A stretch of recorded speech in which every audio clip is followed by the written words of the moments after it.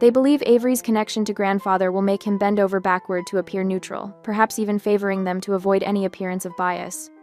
They don't understand that true impartiality was grandfather's most sacred principle, one he would have instilled in any protege worthy of his guidance.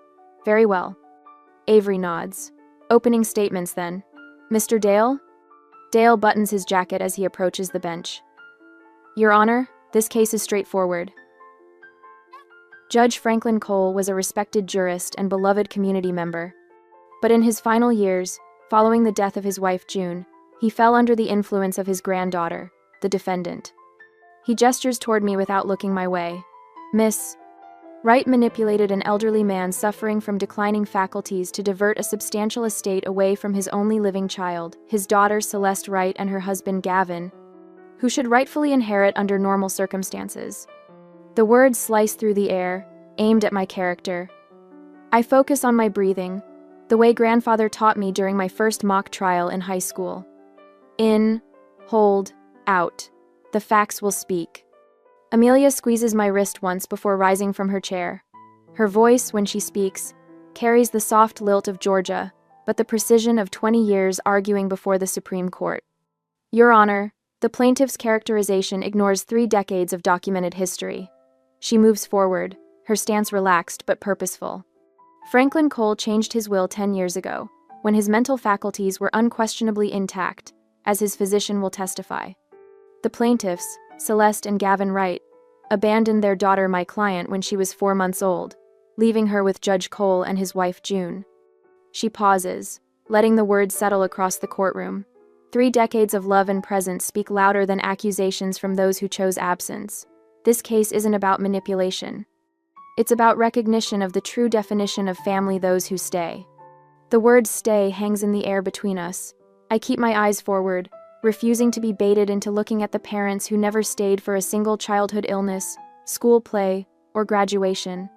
The parents who now want what grandfather built, what he chose to leave to me.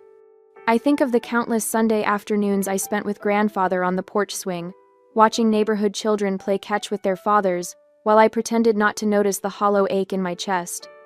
I think of grandmother June's gentle hands braiding my hair for school, teaching me to bake her lemon poppy seed cake, tending her hibiscus garden that exploded with crimson blooms each summer.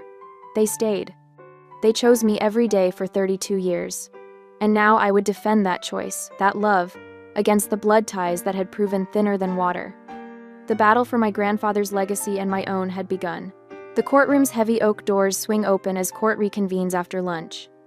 Mother freshens her lipstick the same coral shade she wore in the single photo she sent on my 16th birthday, while father straightens his tie with manicured fingers that never once braided my hair or wiped away my tears. Amelia slides a manila folder toward me. They've submitted financial statements claiming your grandfather abandoned your mother financially. My fingers trace the folder's edge. He sent them money for 22 years. Exactly. $3,200 every month. Amelia's eyes gleam with the satisfaction of someone holding royal flush cards. $845,000 total. I have the canceled checks and bank statements.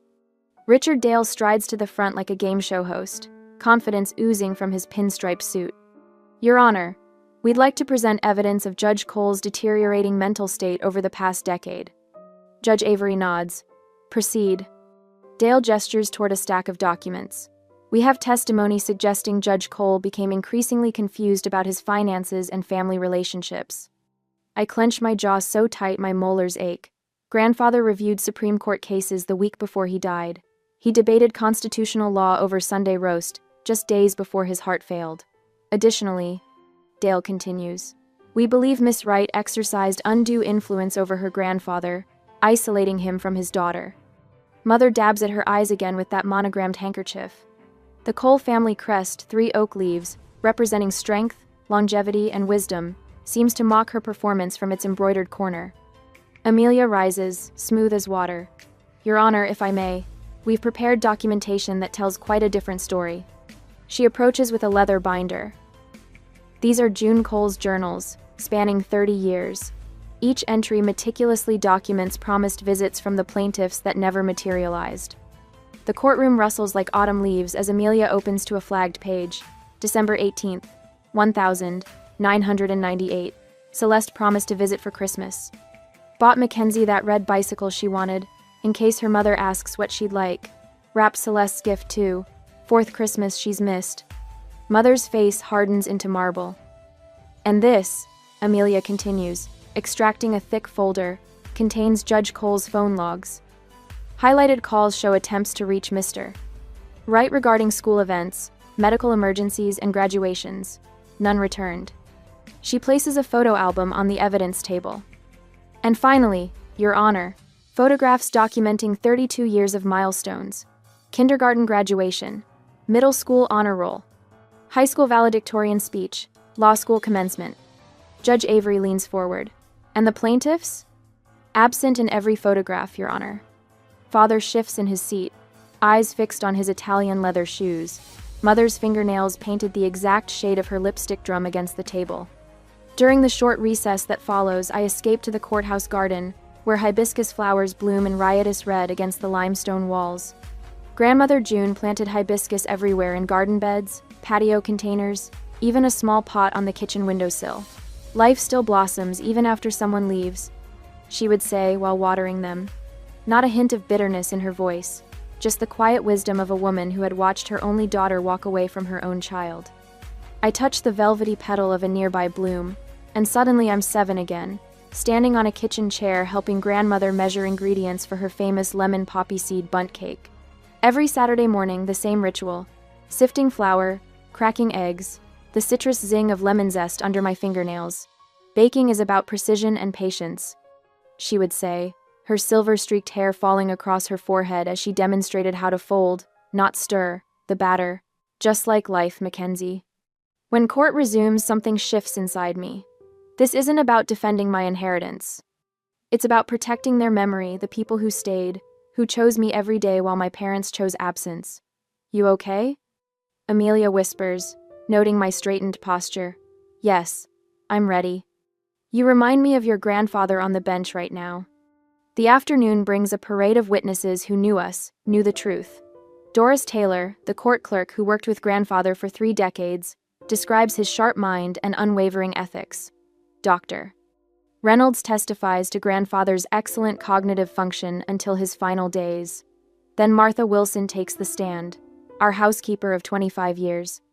Her silver hair is pulled into the same neat bun she wore when bandaging my skinned knees and teaching me how to iron grandfather's shirts. Every Sunday, Martha says, her voice steady despite Dale's aggressive questioning. Without fail, Miss Mackenzie prepared Sunday dinner with Judge Cole. Even after she moved to her own apartment, even during law school exams, she'd cook his favorite pot roast, set the table with Mrs. Cole's good china. And after June Cole died? Amelia asks gently. Martha's eyes find mine. Miss Mackenzie never missed a Sunday, not 1 in 10 years. She'd bring fresh flowers for the table hibiscus when they were in season, because those were her grandmother's favorite. I blink rapidly, fighting tears. In the gallery behind me sit colleagues from the prosecutor's office, filling 3 rows.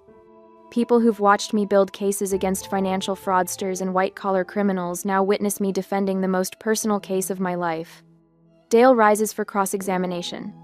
Martha, isn't it true that Mackenzie Wright controlled who had access to Judge Cole in his final years? No, sir, that isn't true, Martha replies without hesitation. Judge Cole made his own decisions until the day he passed. Miss Mackenzie respected his wishes, that's all.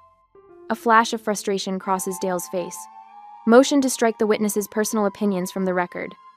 Denied, Judge Avery says, almost too quickly. The witness is describing observed behaviors, not opinions. Dale shifts tactics. Your Honor, we move to dismiss Judge Cole's personal journals as hearsay evidence. Judge Avery removes his glasses, polishing them deliberately with a handkerchief. Motion denied. The journals constitute contemporaneous documentation and will remain admissible. Mother's face tightens. Father leans to whisper something in her ear, his eyes darting toward the exit.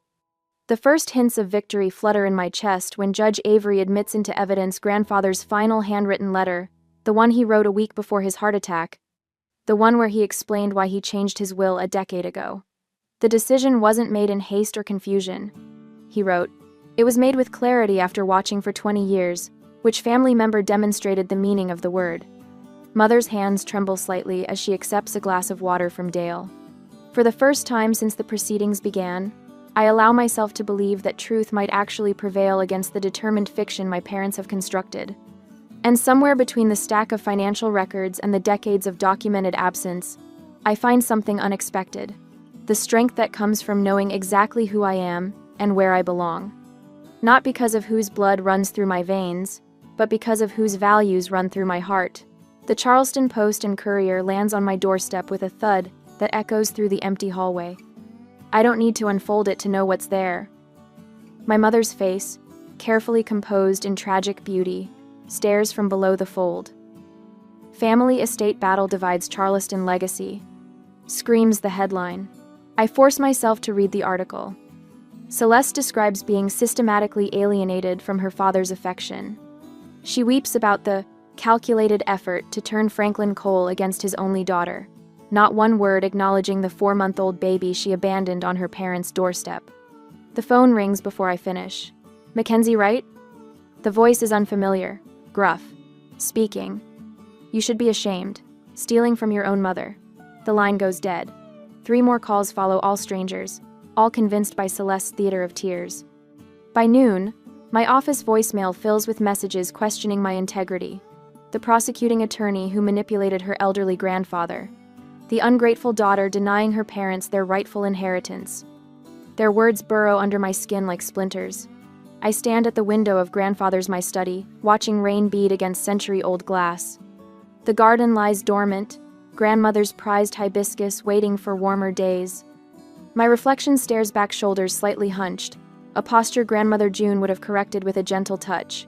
Stand tall, Mackenzie, she would say, like my hibiscus flowers. On the bookshelf behind me, leather-bound journals line up like sentinels. I trace their spines, pausing at one bound in green fabric, June's gardening journal. I haven't opened it since her passing 3 years ago. Inside, her elegant script details planting schedules and soil conditions, but in the margins, something else catches my eye. Life lessons, written as if in conversation with the plants she tended. Hibiscus survive winter when everything appears dead. She wrote beside a sketch of crimson blooms. The strongest flowers emerge from the coldest winters. Remember this, Mackenzie. My name, written in her hand, releases something tight in my chest. On the desk sits another treasure, a leather notebook grandfather gave me at my law school graduation. Inside the cover, his precise handwriting, ethics aren't situational, Mackenzie. They're the foundation upon which justice stands. I remember watching him on the bench years ago, a summer internship that confirmed my path to law. A defendant had accused him of bias. Franklin Cole hadn't flinched. Justice isn't revenge, he told me afterward. It's the restoration of truth. And truth. The word settles in my mind like a stone in still water. I will not dishonor their memory with bitterness. I straighten my spine and lift my chin, stand tall like the hibiscus. The courthouse buzzes with anticipation the following morning. My mother takes the stand, dabbing at manufactured tears with practiced precision. Her cashmere sweater, robin's egg blue, not navy, complements her complexion perfectly. My father abandoned me, she testifies, voice breaking artfully. When Mackenzie came along, it was as if I ceased to exist. Richard Dale guides her through carefully scripted testimony. And your relationship with your daughter? I tried, Celeste whispers. But Franklin and June wouldn't allow it. They turned her against me. The gallery murmurs sympathetically. I keep my face neutral, fingers pressed against grandmother's pearl earring in my pocket, a grounding touch. Amelia rises for cross-examination, a stack of documents in hand. Her Georgia accent thickens slightly, a tactical choice that puts witnesses at ease before she strikes. Mrs. Wright, you testified that Judge Cole abandoned you. Is that correct? Yes. Celeste dabs her eyes. I have here visitation logs from 1993 through 2008. Amelia approaches the witness stand. Your signatures appear on 10 occasions in 15 years. 10 visits to your daughter in 15 years. Would you characterize that as maternal devotion? Celeste's jaw tightens. Those logs don't show the times I was turned away. Interesting. Amelia selects another document. I also have emails from your account to Judge Cole. The 12th of May, 2001. Can't make Mackenzie's recital. Send money for the Manhattan apartment deposit. The 23rd of December 2006. Christmas visit impossible this year. The Aspen house we're renting won't allow children. The 8th of September 2012. Mackenzie's high school graduation conflicts with our Mediterranean cruise. Each date hammers against the courtroom silence. Behind me, someone gasps. And this handwritten note from Judge Cole. Amelia displays the document on the screen. Franklin's precise script reads, "Broken promises, again." Mackenzie waited by the window until midnight. How do I explain this time? The tears on my mother's cheeks are real now, anger, not sorrow. The courtroom shifts subtly, like an ocean current changing direction. Martha Pullman takes the stand next grandmother's housekeeper for 30 years, a fixture of Sunday dinners throughout my childhood. Her gray hair sits in a neat bun, hands folded primly in her lap. After Mrs. Cole passed, Mackenzie never missed a Sunday, Martha testifies. Even during law school finals, she'd drive from Duke on Saturday night, help the judge with his medications, attend church with him Sunday morning, and prepare dinner before driving back. And the plaintiffs? Amelia asks. Mrs. Wright called twice a year, maybe. Always about money. Mr. Wright, Martha sniffs. Never heard his voice in that house. Neighbors follow the Petersons, who watched me shovel Franklin's walkway after every snowfall. Dr. Williams, who taught me to drive in the church parking lot when my parents forgot my 16th birthday. Professor Harmon, who supervised my law school thesis while I cared for my grandfather after his hip surgery. Judge Avery's pen moves steadily across his legal pad. He looks up when my mentor from Duke Law takes the stand. Mackenzie worked through weekends to maintain her class standing while visiting her grandfather every Sunday. Professor Montgomery testifies. When other students took spring break trips, she drove to Charleston to help Judge Cole with his taxes. Did she ever discuss inheritance expectations with you? Amelia asks. Never. Not once. Franklin's financial advisor confirms I never inquired about the estate. Never requested funds beyond my college tuition. The narrative shifts with each testimony, the courtroom sympathy flowing away from Celeste's performance toward the documented reality of 3 decades. During afternoon recess, Amelia touches my shoulder. Gavin's cross-examination next. Ready? I nod, watching my father across the courtroom. He straightens his tie repeatedly, avoiding eye contact with Mother, whose earlier composure has crumbled into barely contained fury. When proceedings resume, Gavin Wright takes the stand. His expensive suit and carefully styled hair project success, but his fingers drum nervously against his thigh. Amelia approaches slowly. Mr. Wright, did you attend your daughter's graduation? Silence stretches across the courtroom. He clears his throat. Which one? The gallery stirs. Someone coughs to cover a laugh. Any of them, Amelia replies evenly. High school? College? Law school? I was traveling for business. The standard excuse of my childhood. Where did Mackenzie attend law school, Mr. Wright? His eyes dart to Celeste, who stares stonily ahead. I believe it was University of South Carolina? It was Duke University Law School. She graduated summa cum laude. Amelia pauses. Have you ever visited your daughter's home? The home you're currently suing her for? Not recently. Have you ever visited it? Another painful silence. No. The courtroom murmurs grow louder. Judge Avery taps his gavel once a gentle warning. My father's disconnection from my life becomes starkly evident with each question. He doesn't know my address. Can't name my closest friends. Doesn't recall a single birthday gift he might have sent. Across the room, my mother's facade cracks further. Her knuckles whiten around her purse strap. The performance is failing, the audience turning against her. I sit straight-backed, Grandmother June's voice in my ear, stand tall like the hibiscus. The strongest flowers emerge from the coldest winters. As the day draws to a close, Richard Dale rises with unexpected energy. Your Honor, we call Dr. James Morrison to the stand. An unfamiliar man walks forward mid-60s, silver-haired, with wire-rimmed glasses. My stomach tightens. Who is that? I whisper to Amelia. Not in our witness disclosures, she murmurs back, flipping through documents. Dale introduces him as Franklin Cole's former physician, claiming he has critical testimony about grandfather's mental state during his final years. Judge Avery frowns. This witness wasn't on your list, counselor. Recent discovery, Your Honor. Critical to establishing Judge Cole's vulnerability to undue influence. Amelia objects immediately, but Judge Avery allows limited testimony in the interest of complete examination. As the man settles into the witness chair, I notice something familiar, a nervous habit of adjusting his glasses with his middle finger rather than his index finger. The same odd gesture I'd seen years ago, at a medical conference where grandfather spoke. "Don't worry," Amelia whispers as Dale approaches his surprise witness. "Trust the preparation." I nod, watching Dr. Morrison's hands. He adjusts his glasses again, middle finger pushing at the bridge. A memory surfaces. Grandmother June's voice, gentle but firm. "Remember, Mackenzie, truth doesn't need rehearsal." I lean forward, studying the doctor's nervous mannerisms as he begins to speak about memory issues and suggestibility in my grandfather's final years. There's something else familiar here, something I can't quite place. Judge Avery watches the new witness with narrowed eyes. The courtroom holds its breath. And suddenly, I know exactly who this man is. The courtroom falls silent as Dr. William Barrett adjusts his bow tie, his fingers trembling slightly against the polished wood of the witness stand. Mother smiles with that particular curve of her lips I've seen since childhood, the expression that accompanies her confidence in getting exactly what she wants. "Dr. Barrett, how long did you treat Judge Franklin Cole?" Richard Dale's voice carries that practiced sincerity that sounds hollow to anyone who's spent time in courtrooms. Barrett clears his throat. "I saw Judge Cole twice in the months before his passing. And during those visits, did you observe any signs that might indicate Judge Cole was being manipulated?" My muscles tense.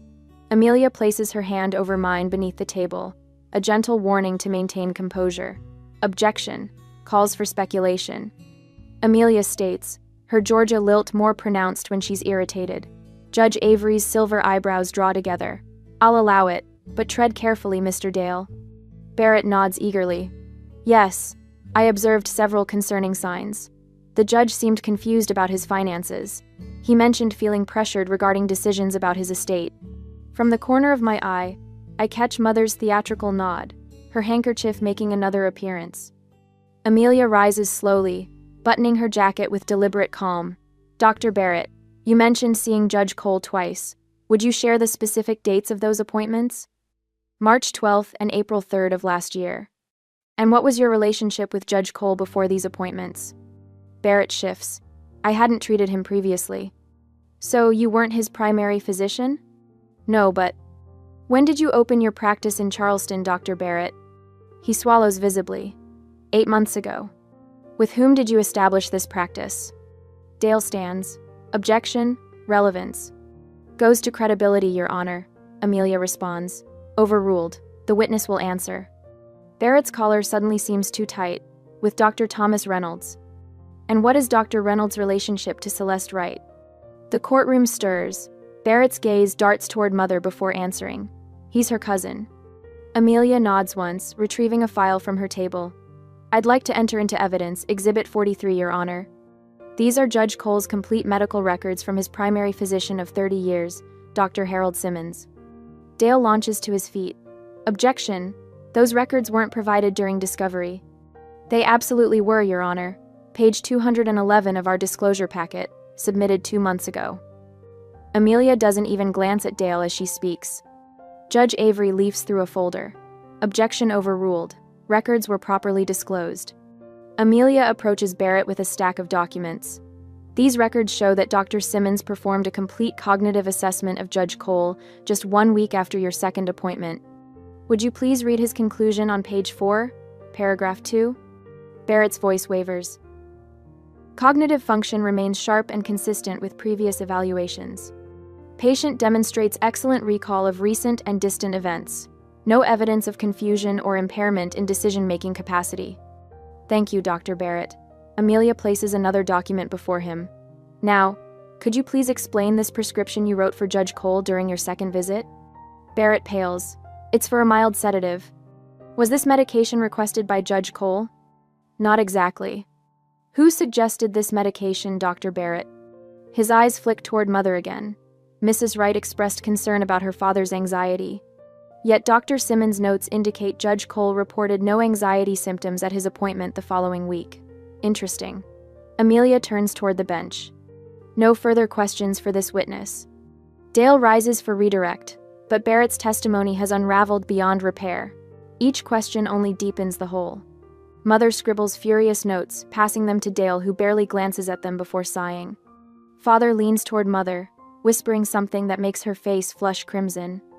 They've started to fracture, each blaming the other for the collapsing case. The defense calls Mackenzie right, Amelia announces. Taking the stand feels surreal, as if I'm floating outside my body. I adjust the collar of my blouse, grateful for the extra starch Martha insisted on this morning. That judge needs to see you're solid as bedrock, she'd said while pressing it. After I'm sworn in, Amelia approaches. Miss Wright, there have been insinuations that you manipulated your grandfather for financial gain.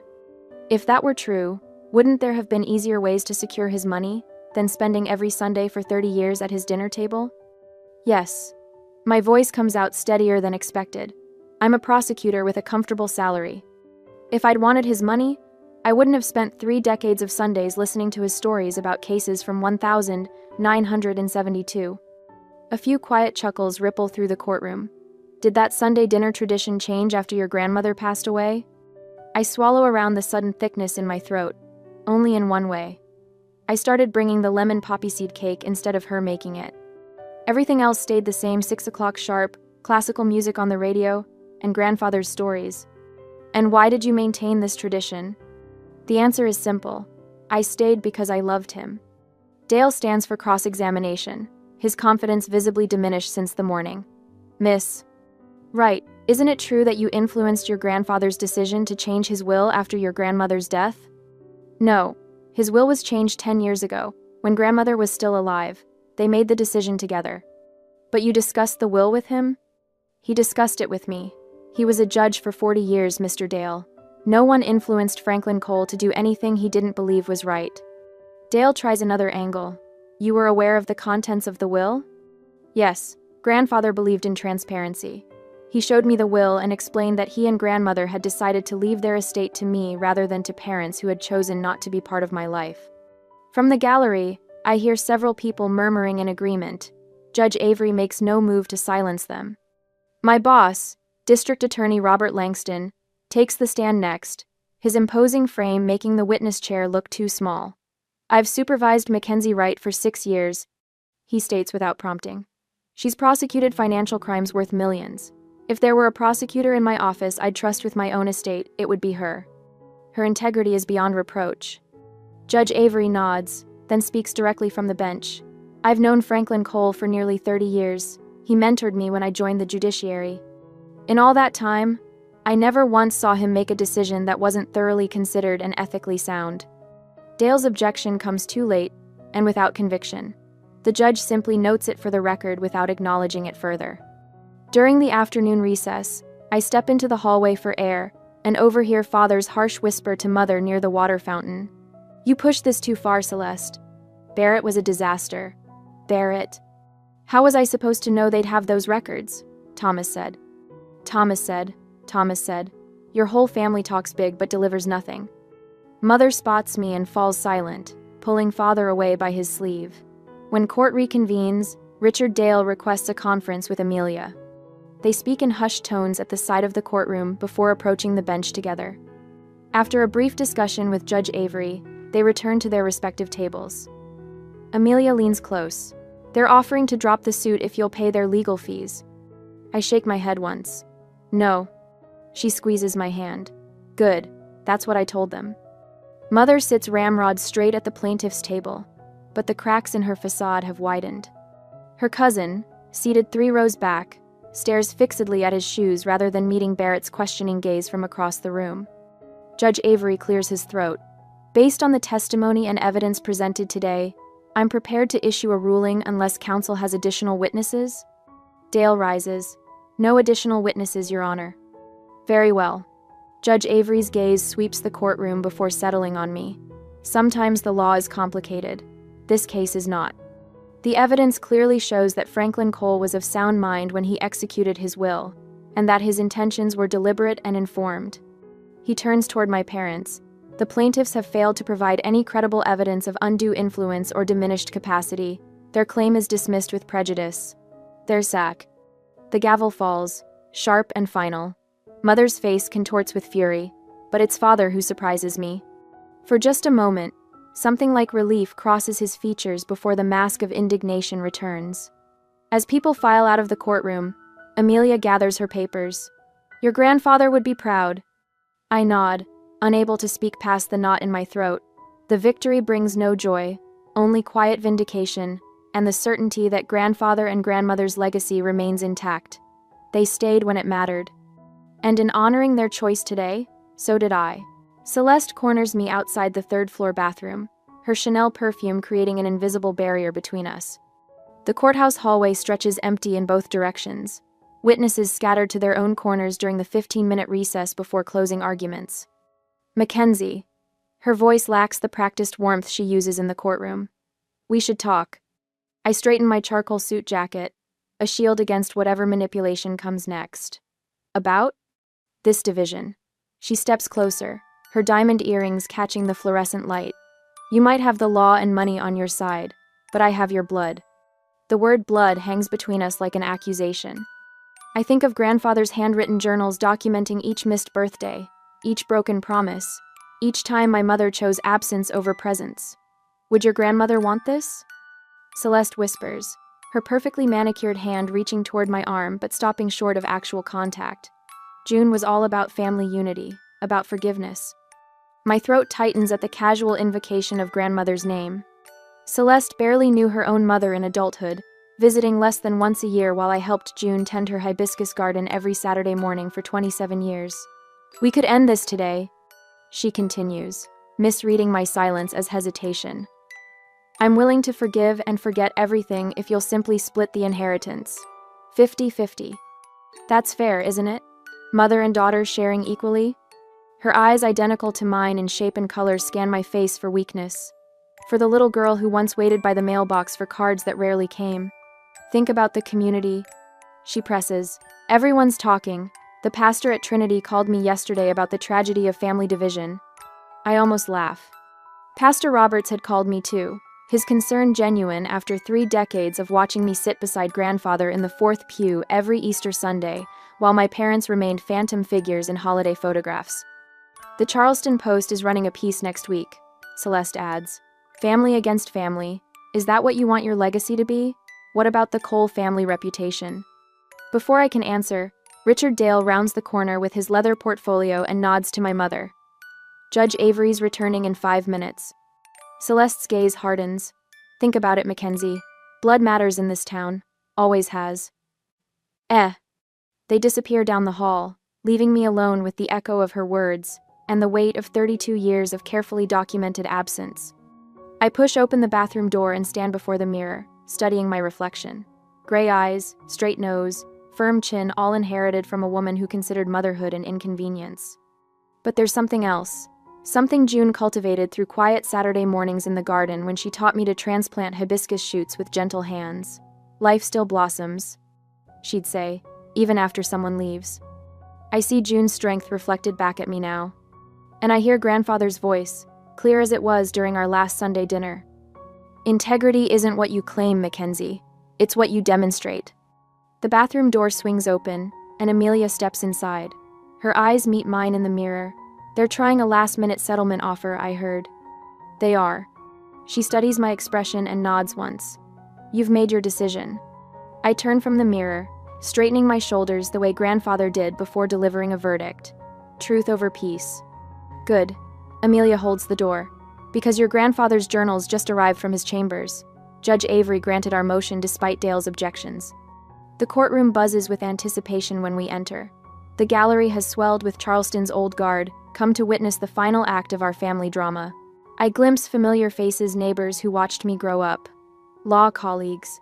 Even Pastor Roberts sitting in the back row with his well-worn Bible.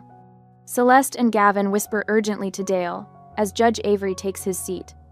My father's expensive tie is slightly askew, his first visible sign of discomfort since the trial began. Closing arguments, Avery announces, nodding toward Dale. Richard Dale buttons his suit jacket as he approaches the bench. Your Honor, this case ultimately transcends legal technicalities. It's about blood, about family. About a mother seeking to restore her rightful place in her daughter's life through the inheritance that should flow naturally from father to daughter. He gestures toward the gallery. The community understands this. Charleston traditions honor family unity above all. We've heard from respected community members, Pastor Roberts, family friends, even Mackenzie's childhood neighbors, all urging reconciliation. Dale's voice rises passionately. Celeste Wright may have made mistakes as a young mother, but what parent hasn't? Should those mistakes cost her everything? Should a mere legal document override the sanctity of blood relations? Judge Avery's expression remains impassive as Dale concludes with an appeal to tradition and blood over cold legal documents. When Amelia rises, she carries only a single sheet of paper. Your Honor, this case has never been about blood. It's about choice, about who stays. She unfolds the paper carefully. This letter was found in Judge Franklin Cole's desk, dated 2 weeks before his death. With the court's permission, I'd like to read it. Avery nods, and Amelia begins reading in her measured Georgia accent. Mackenzie, you inherit not because of blood, but because you stayed. When Sunday dinners became difficult for me after June passed, you never missed one. When law school demanded your weekends, you studied at my kitchen table. When Celeste and Gavin asked for money, which the bank records show exceeded $845,000 over 22 years, they never once asked about you. End quote. The courtroom falls silent as she continues. A parent isn't defined by biology but by presence. I choose you as my heir because you chose me as your family. Every Sunday, every holiday, every ordinary day when showing up mattered. She places the letter on the exhibit table and turns to face the judge. Evidence, Your Honor, not emotion, should govern this court's decision. The evidence shows decades of financial support to the plaintiffs alongside their consistent absence. It shows Franklin Cole's mental acuity until his final days, confirmed by medical records.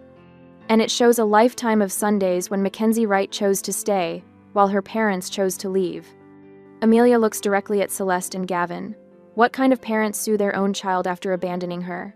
What kind of mother invokes family unity after 3 decades of documented absence? The question before this court isn't about blood. It's about the true definition of family. I feel tears press against my eyelids as Amelia returns to her seat. Beside me, she places a tissue in my hand without looking. I squeeze it tight but don't use it. Not yet. Judge Avery removes his glasses, polishing them slowly with a handkerchief. The courtroom remains hushed, holding its collective breath. Having reviewed all evidence and testimony presented in this case, he begins, I find the will of the Honorable Franklin Cole to be valid and executed with sound mind and full legal capacity. He replaces his glasses, looking directly at Celeste and Gavin. The plaintiff's claim is dismissed with prejudice. Furthermore, the plaintiffs shall pay the defendants reasonable attorney fees, as permitted under state law, for frivolous lawsuits, without substantial justification. The gavel strikes with finality, echoing across the courtroom. This court is adjourned. Only then do I allow the tears to fall, not for the inheritance secured or the lawsuit defeated, but for the validation of a truth I've always known. Family isn't determined by blood running through veins, but by feet that walk toward you when others walk away. Celeste and Gavin rise quickly, avoiding my gaze as they follow Dale through the side door. No final words, no acknowledgement, just departure, the one consistent action they've shown throughout my life. Amelia squeezes my shoulder once. Justice served, she whispers. Your grandfather would be proud. Ka. I nod, unable to speak past the knot in my throat. The courtroom empties slowly, murmurs fading, like receding tides. I remain seated, watching sunlight filter through tall windows onto the empty plaintiff's table. The inheritance matters less than what it represents. Recognition that family is defined by who stays when leaving is easier. And for 32 years, through scraped knees and law school graduations, through grandmother's funeral and quiet Sunday dinners, my grandparents stayed. I gather my portfolio with steady hands. Tomorrow I'll visit their graves with fresh hibiscus cuttings from the garden they taught me to tend. Tonight, I'll bake grandmother's lemon poppy seed cake and eat it alone at their kitchen table. Some would call it victory. I call it vindication. And somewhere I know grandfather and grandmother are calling it justice. The nameplate on my office door still catches me off guard sometimes. The Honorable Mackenzie Wright gleams in polished brass against dark mahogany. One year, as South Carolina's youngest state judge, hasn't dulled the quiet pride that rises in my chest each morning. I smooth my charcoal skirt as I settle behind the bench, studying the faces before me. Another inheritance dispute. Another daughter claiming her mother favored a grandchild unfairly. Another echo of my own story played out with different characters. Mrs. Reynolds claims her mother was manipulated into changing her will. The plaintiff's attorney states, his voice carrying the same entitled certainty Richard Dale once used. The defendant, her daughter Beth, took advantage. Objection, Your Honor. Beth's attorney rises. Prejudicial characterization. Sustained. My voice carries Franklin's measured cadence. Counsel, restrict yourself to facts, not conclusions. Later, I watched the Reynolds women avoid eye contact across the courtroom, the same cold gulf I once faced with Celeste, the daughter who left versus the granddaughter who stayed. When court adjourns, I retreat to my chambers where Franklin's legal volumes line one wall. I run my fingers across their worn spines, touchstones of continuity. His penciled notes still mark important passages, little breadcrumbs of wisdom left behind. My phone buzzes with Martha's weekly text. Hibiscus blooming like crazy. Bring home cuttings? Martha refused to retire after Franklin passed. This house needs people who remember, she'd insisted, continuing to dust the photographs that chronicle a life without Celeste and Gavin. The lemon poppy seed bundt cake waits on my counter every Saturday, Martha following June's recipe with religious precision. Some traditions shouldn't end, even when the people who started them are gone. I no longer waste energy wondering if Celeste will call on my birthday. The space once reserved for parental approval has been filled with something sturdier. A chosen family of courthouse colleagues, law school friends, and neighbors who gather around my table each Sunday, continuing Franklin's dinner tradition. Judge Wright? My clerk appears at the door. Your 4 o'clock custody hearing is ready. The Anderson case. My heart tightens. 5-year-old boy caught between warring parents, his father showing up only when convenient. I straighten Franklin's fountain pen on my blotter before rising. In the courtroom, I study the child's drawings submitted as evidence. Stick figures labeled Mommy and Grandma stand beside a house. No father appears. Mr. Anderson. I address the father directly. Children don't remember what we say. They remember who showed up. The words spread across the courtroom like ripples in still water. The father's eyes widen in recognition. Perhaps something will change for this child. That evening, I drive to Magnolia Cemetery as sunset gilds the weathered tombstones. I kneel between 2 graves, placing fresh hibiscus blossoms vibrant crimson against pale marble. I kept my promise. I whisper to June's headstone, laying a slice of lemon cake wrapped in wax paper. I protected what you built. Wind rustles through the live oaks overhead. Here, kneeling between the people who chose me every day for 32 years, gratitude finally outweighs grief. The Reynolds case ended today. I tell Franklin's grave. The granddaughter inherited. Truth prevailed. A cardinal lands on a nearby branch, brilliant red against darkening sky. I remember June pointing them out. When they visit, someone you love is checking on you. I rise, brushing grass from my skirt. Their legacy continues not just in property or possessions, but in every fair ruling, every child protected, every truth honored. Family is who stays, I whisper, and walk toward home.